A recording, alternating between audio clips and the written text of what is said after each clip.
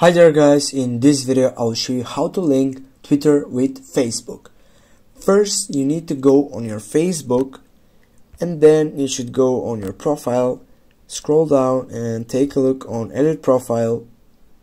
After that scroll down again. As you can see on the last section you have links, click on add and now you should go and social links, go for platform. You need to choose Twitter.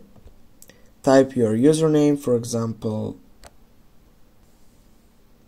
I think that it's correctly typed. Let's see.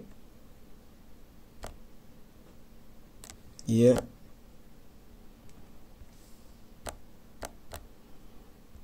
And now go on the save button. Get back. Get back again. Take a refresh. Now, as you can see, when I click on the site, first, for example, on the Twitter site here, directly opens me the Twitter app. Now guys, you know how to link Twitter with Facebook. Thanks for watching guys. Don't forget to hit that like and share the video. See you soon guys.